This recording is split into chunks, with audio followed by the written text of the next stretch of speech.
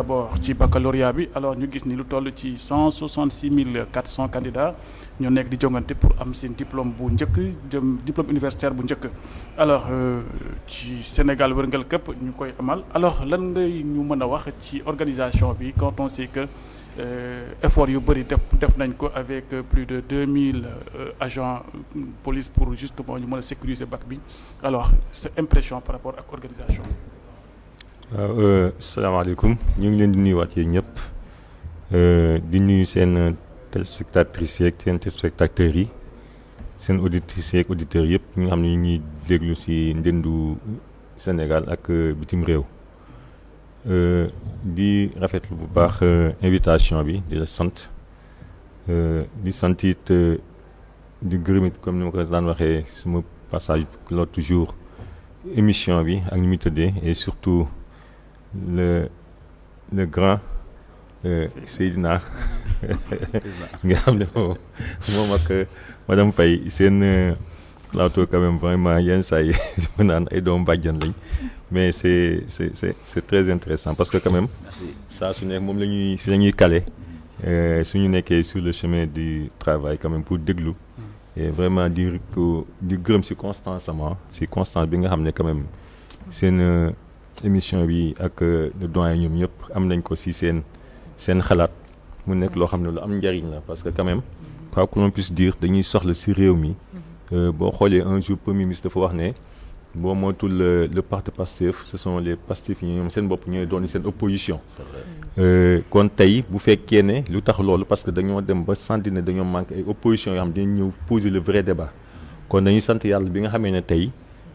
au moins ci yenn plateau yi dañu ci gis. ay journalistes yoo xam ne ay borom xam-xam yoo xam ne quand même dinañ jéem a orienté dinañu jéem a bàyyiloo xel yenn yi kon nit ku nekk dafay soxla loolu dans sa vie et tey boo xoolee avant muy ñëw monsieur Sène si sa question sànq si bi muy commenter un peu les revues de presse dafa am ñaar pàcc yu am solo premier muy côté éducation mu pose su am solo les fondamentaux c'est-à-dire tey effectivement xam nga sànq madame Faye bi ñu ne les littéraires man ñu tax ñu duñu doon ay scientifiques boo te wax nga ko yow tontu nga sa bopp tous les grands scientifiques boo xoolee au départ c'est des littéraires man dama gëm ne un vrai littéraire dafa nekk un vrai scientifique parce que la littérature avant que ngay transformer li ngay transformer yëpp par des schémas c'est de la littérature d'abord tracer une ligne droite soo xamul lan mooy tracer doo ko def n'est-ce pas séquente boo xamul ce mot là doo ko def donc normalement tous les grands littéraires dañu war a doon ay scientifiques kon suñ ko doonul rek dafay am lu koy luy faussé c'est parce que tàggatuñ leen ci yóbbuwuñ leen ci te pour débat mi mu pose aussi mooy dañoo war a xoolaat orientation yi c'est pas peut-être dañuy forcer élèves bi mais depuis li ñu wax le cycle fondamental bi nga xam moom la ñu yóbbu de 0 à 16 ans dañoo war a fexe ba tey élève bi à partir de troisième de wala CM2 ñu orienté ko si li nga xam mooy formation professionnelle nga xam ne bu ñuy génne au moins dañ mën def dara te bi mu poser la question lan nga mën a def man je me pose cette question je me naan den saa dañu gis un maîtrisard mu ne il maîtrise quelque chose mais au fait il ne maîtrise rien parce que mënul créer dara mënul def leen loo xam ne mën na am impact si dundu doomu aadama ba nga xam ne tey dinañ mën a jëlee si ndóol yi ñu nekk yóbbu ñu fa neen soo xoolee ça a été très de manière extraordinaire jamono Covid bi soo xoolee fa ngay xamee ne Sénégalais am nañ intelligence am nañu créativité boo xoolee jamono yooyu dañuy créer affaire yu extraordinaire moo xam si wàllu masque wàllu gel yi daan def wàllu même poubelle yi lépp ñu koy créer donc c'est foofu la ñu bëgg bu ñu demee ba ñun dootu ñu jéggaan dara xale yi mën a nekk si benn xalaat bu doy waar te boo xool ak IA beeg yu mel noonu xale yu bëri boo leen di seet da nga naan ñii fan la ñu làqu fan lañ nekk Sénégal donc ñooñu lañ war a mën a jël mettre leen devant la scène pour quand même ñu inspirer ñeneen ñu dem ci ay création yoo xam ne dinañ jëmale réew mi ci kanam ba nga xam ne lu bëri dootu ñu ko jéggaane mais suñu biir foofu la moo tax loolu nag dañ ko war a boole toujours yóbbu ko ci li nga xam mooy formation professionnelle technique ba nga xam ne tey élève bu génnee après formation dina mën a nekk un vrai mécanicien un vrai électricien un vrai ba loolu nag moo ñu jëmee loolu moo ñu wuutaleeg li nga xam ne moom mooy boo demee lu mel ni ay pays ku mel ni Chine à bas âge la ñuy jël xale yi même boo xool yi naan wax ay multigrade double flux premier cohorte la cohorte bi bu nekkee classe beneen cohorte mu ngi ci atelier donc bu paree moom xale boobu au moins balaa moo dem di nga xam ni kii kat am na lu xelam nekk nga orienté ko foofu mu continuer donc moo tax foofu moi je pense que fondamentalement il faut que ñu dem ci refondation totale du système éducatif xool nag lañ koy orienté ba nga xam ne dafay am loo xam day doon lu pratique et non pas nekk ci théorie bi de plus en plus ñi nga xam ne ñu wàññi théorie bi moom mu ñu gën a jëmal kan donc foofu moi je pense que dama koy saluer leneen li may saluer aussi mooy la position bi mu am comme tout Sénégalais ci li nga xam ne moo xew assemblée mu nekk loo xam ne quand même c'est mooy tax démocratie bi dund kenn ku nekk yoo xalaat peut-être man lenn laay wax c'est vrai que ne l'idée de El Malick lenn laay peut-être l'intention dama naan peut-être intention ba mu amoon pour def ko l'intention est bonne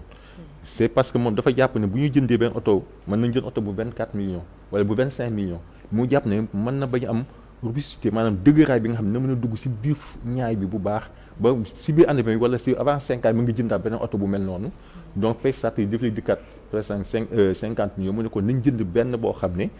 dina dëgër gars yi nañ ci mën a dem bu ñu ci demee it bu ëllëgee mu wóone dina saqanal ñoom seen poste te it assemblée moo koy moom bon tax boo xoolee l'intention peut être louable mën na doon yéene bu rafet maintenant li ci am nag choix la ñii mën nañoo ne non mën nañu jënd bu 25 ñii ji parce que jox naa exemple ne am na ñu ay oto yu bees mais yàggul te ñoom après muy mujj gaare donc moom si jàpp ne si cadre yaxanal la waxoon ne nañ jënd benn yoon lu baax mu dëgër c'est comme tey dans nos pays boo xoolee si hôtel yeeg mel noonu gars yi néegu ñax la ñuy def moo gën a rafet mais man mënuma ko def parce que dama naan mënuma chaque 2 ans may changer paille bi wala chaque 3 ans donc je préfère tabax benn terrasse bu dëgër parce que aw ma xaalis naa tabax loo xam bu ëllëgee si laay naan ci gu toog te boo xoolee du point de vue coût terrasse mooy gën a cher peut-être mais fait chaque 2 ans wala chaque yi ngay changer paille boo xoolee genre de comparaison boobu rek laay apporter mais pour dire que ne c'est tout à fait louable que chaque Sénégalais joxe si xalaatam et que bon yenn saa yi bu ñu waxee ba gis ne kat fii la Sénégal il serait bon quand même ñu ne nañu revenir su fekkee ne c'est pas trop tard sur certaines décisions pour au moins montrer que Sénégal ñu ne li leen si xalaat comme yéen lii ngeen gis te ñu leen yéen nañ fi nekkal amul problème on peut n'est-ce pas topp seen chemin bi nga xam ne moom la parce que quand même quoi qu'on dise ñoom ñooy patrons yi ce sont les Sénégalais qui sont les patrons. Pour revenir à la question de Moussa vraiment ñun li ñu constaté avant même depuis que ñuy dëgmal li nga xam mooy examen yi mooy taxawaay bi ci autorités yi am te ñu si man ko seede mooy vraiment depuis le début accompagner ñu élèves yi depuis nga xam ne ñu ngi commencé si di déposer li nga xam ne moom mooy seeni dossier depuis boobu gis nañu élèves yoo xam ne amoon nañu ay problèmes extraits def nañ si li nga xam ne mooy conseil interministériel bi ñu si defee conseil le premier ministre joxe ay ndigal joxe ay instructions yu wóor pour wax ne nit ñi kat ne nañu jël matuwaay si yoo xam ne xale yi lépp loo xam ne dafa indi woon jafe-jafe yi këyit parce que bëggatul dégg ñu xale bi dafa examen parce que dafa am problème mu këyit donte leen ne mën na am ay benn yu des mais wax dëgg fa yàlla def nañ si jéego yu rëy bi mu joxe instruction yooyu def nañu ba boo xoolee à un moment donné bi ñu ba tëj benn instant office du bac kenn mënatul dugg moom si boppam dafa génnewaat benn arrêté pour wane ne nañu prolonger waat date bi pour permettre xale yooyu nga xam ne dañoo nekk ñu leen di utal këyit ñu mën a conformer pour mën a déposer kon loolu déjà depuis le début gouvernement lépp si ndigalu ki nga xam mooy le premier ministre ñoom wax dëgg fa yàlla liggéey nañ si à travers les mairies ak li nga xam mooy les tribunaux pour organiser ay audience foraine très rapidement et que ñu délivrer les extraits pour élèves yi mën na kii donc loolu d'abord c'était pour soulager yenn élèves yi nga xam amoon nañ jafe-jafe boobu bi ñëwaatee aussi oote na li nga xam ne mooy le 30 mai passé conseil interministériel avec l'ensemble des acteurs moo xam syndicats yi moo xam parents d'élèves ñëpp ONG ñi ñëwee aussi ñu waxtaan ci li nga xam ne moom moo wala mën a tax ba examen bi ñëw te wax dëgg fa yàlla foofu it mesures yi nga xam ne jël nañ ko moo xam ci wàllu armée bi pour ñu jéem a sécuriser li nga xam mooy épreuve yi ak li nga xam ne moom la ñu koy yóbbu ba ci centre bu ne ñu yóbbu ko parce que dañ see impliqué les armées bi pour ñu yóbbu ko mu sécuriser wu yow aussi macha allah yàlla def na sutura li nga xam ne moom mooy côté inondation yi mu koy doon jéem a gérer ak sécurité bi le jour des examens ak li nga xam mooy ministère de l'intérieur loolu aussi wax dëgg fa yàlla ñu ngi ci tànk yooyu lépp loo xam ne ci wàllu inondation pour ñu bañ a am benn mbetteel invité aussi tous les ministères de manière kenn ku ne nga xam ne mooy sa cœur de métier nga mën see taxawaay bu am solo pour que examen yi mën a dem ci anam goo rafet te boobu ba léegi it gis naa ne démb d'ailleurs boo xoolee à part démb le ministre de l'éducation ak ministre de l'enseignement supérieur ñoom demoon nañ vers le nord pour dem de visu sur le terrain xool lan moo fa nekk lan mooy jafe-jafe yi pour mën a vraiment su fekkee am na yoo xam ne war nañ ko joyantu ko et foofu sax lañ demee ba ñu premier ministre mu jël décision ne maintenant comme ñi ñuy defee bu gàmmu di am leen di am ñu def ay CRD ñu ne bu examen jotee te na ngi def CRD au niveau départemental bu ko defee même boo ko defee au niveau national mais département yi aussi ñu xool ñoom kenn ku nekk say réalité lan mooy say jafe-jafe nga wax ko bu ko defee automatiquement gars yi mën a ñëw indi fa ay correction comme ni muy demee si école bu ubbi CRD yi am pour ñu wax seeni problème remonter ko pour que autorités yi gën see mën a taxaw avant benn jafe-jafe da am. ok ñu gis ni laata examen bi di yegg si kuréel Pastef bi nga xamante ni dafa ëmb jàngalekat yi. dañ doon def ay série de révision ci pratiquement région Sénégal yëpp. lan moo leen engagé woon ci dynamique boobu noonu. waaw xam nga bu ñu nee mouvement des enseignants patriotes donc je pense que ñoom depuis bi ñu créé ce mouvement là depuis le 2 avril 2017. dañoo nekk si benn mouvement dañ ne ñoom lan la ñu mën a apporter aussi le système éducatif si wàllu réflexion si wàllu accompagnement et loolu lu doorewul tey depuis 2017 bi ñu créé le mouvement des enseignants dañu jël li nga xam ne mooy suñu kër mi muy jàngale ne kon nañ siy fexe ba di si dimbali askan parce que nit ki li nga koy dimbale mooy si li nga man li nga am si nga ko mën a dimbalee ñoom li ñu man mooy accompagner élèves yi si seen njàng donc bu examen daan jot moo xam entrée en sixième moo xam BFM moo xam bac ñoom dañoo yàgg di jàppale ñi nga xam ne moom mooy élèves yi même bu école tëjee aussi dañuy def ay cours de vacances patriotiques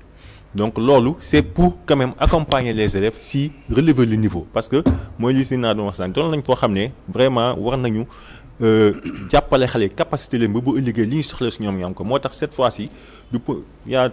deux types am na ñoo xam ne dañoo def des révisions scientifiques ak des révisions littéraires pour accompagner parce que kenn ku nekk si par rapport comme fi mu toll affaire de série la les séries littéraires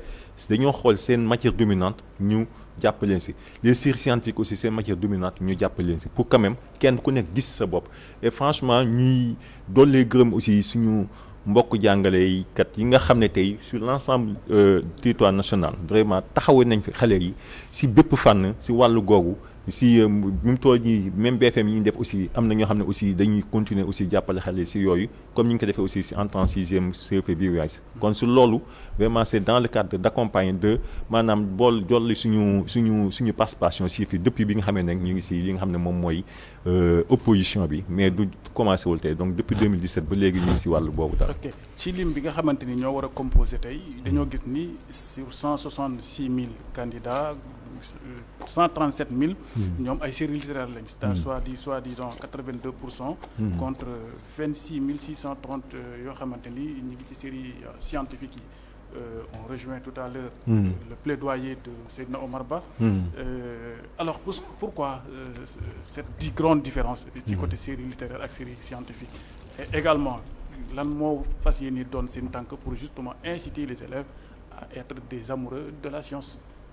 Voilà alhamdulilah loolu mooy li ñu wax sànq te moom laa wax sànq ne plaidoyer bi si naa def lu am solo la parce que quand même réew pour mu développer science moo koy développer. Il faut que nga am ay scientifique ñu mën ko développer laneen li si topp nag doog a ñëw moo tax sànq ma ne dafa laaj une refondation totale du système éducatif ñu réorienté waat ko si li nga xam ne ñun mooy suñu objectif yeeg 2050 bi nga xam ne moom la ñu projeté kon nit ki da ngay xam fan laa jëm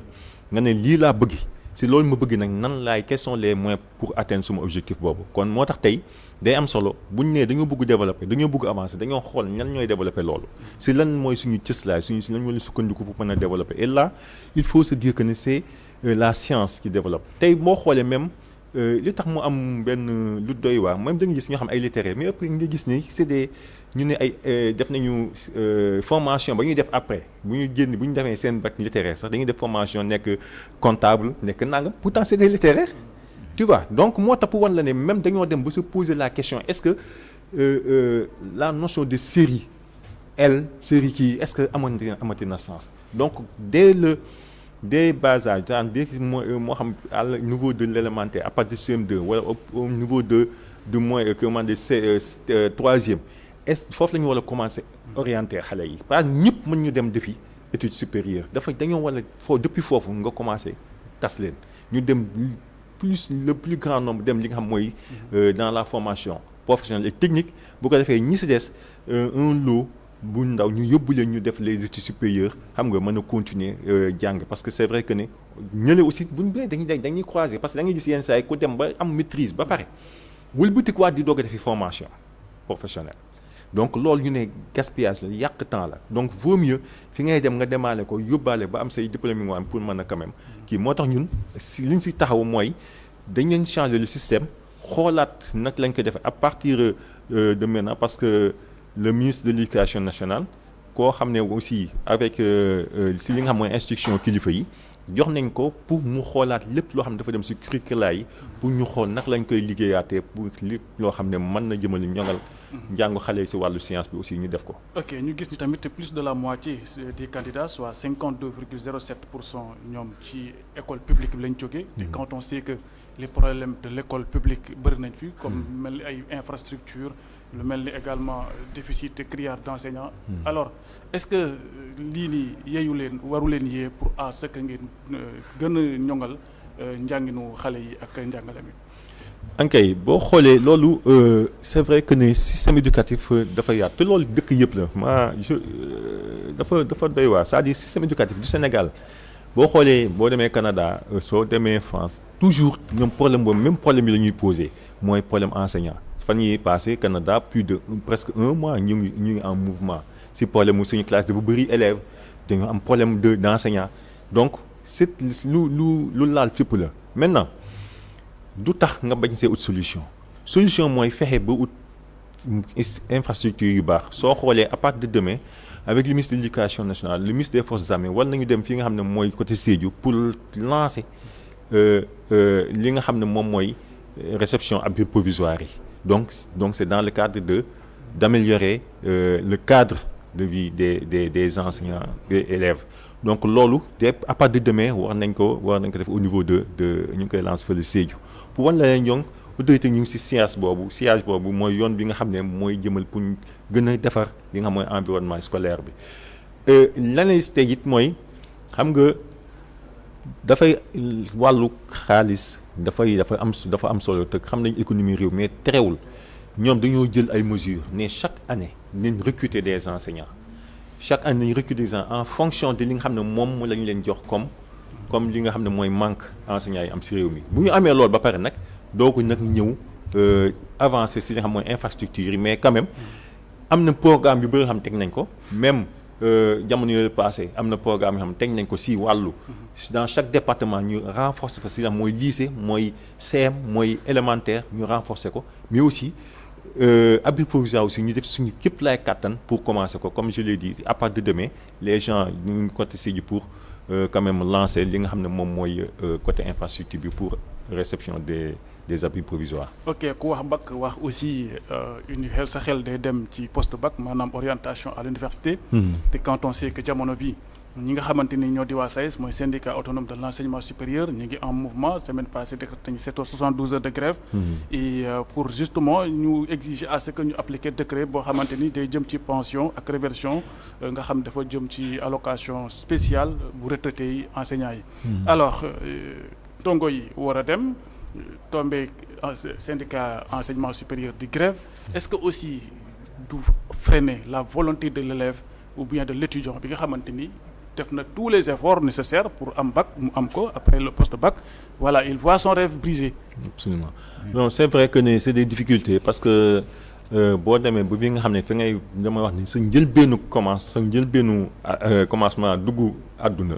xam nga fi ngay demee ba commencé am yaakaar waajur commencé am yaakaar naa suñu doom di am na ba kon jàpp nañ ne mu ngi si njompantool gi pour mën a am leen loo xam bu ëllëgee nañ leen si mën a yor si boppam ñu commencé sombre parce que d'habitude dama daan wax depuis ma ne élève dama daan wax ne boo demee ba am bac si ngay doog a jaaxle boo demee ba am bac si ngay jaaxle parce que li tax ngay jaaxle mooy ne yow da nga daan passé di am moyen di passé naa aucun souci ce souci mooy naa passé am naa moyen passé naa c'est bon mais boo ñëwee ba am bac nag dafa mel da ngay taxaw li naan porte du sans retour nga taxaw gis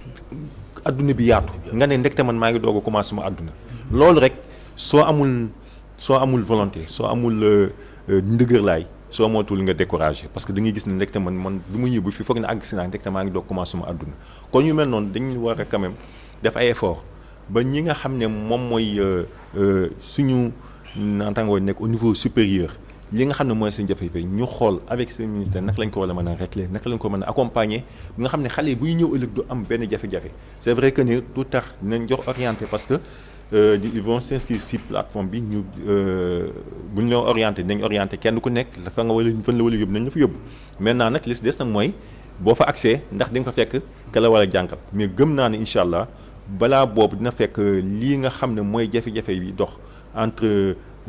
ba suñu mbokk waa CEMS di dem nii en mouvement xëy na balaa boobu yàlla mën na def sutura ba loolu gi ñi apporter solution parce que li gënoon a métti mooy amoon décret bi yu mel noonu loolu yëpp ça a été maintenant pour l'application et autres loolu mën nañ si gëm naa ni indi ay saafara balaa boobu incha allah. ok monsieur Dieng kontaan na lool ci dalal la di waxtaan lépp loo xamante ni jëm na ci bac bi ak aussi également li jëm ci njàng meek njàngale mi. la jaajëfal bu baax ci li nga ñëw wuy suñu invitation.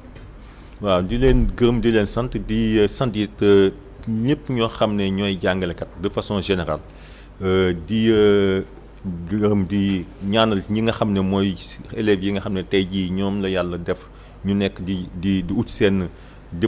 premier diplôme universitaire di ñaan yàlla dafa sutura parce que yombalal leen ko ba ñoom ñëpp ñu am ko te mu jik leen di gërëm aussi ñi nga xam ne ñooy jàngalekat yi nga xam ñoo leen yoroon boobu ba léegi di ñett si ñoom di si sonn di jéem te it ñoom seen ndam mooy ñu ne seen classe kat presque élèves yëpp waaye 90% yi am nañu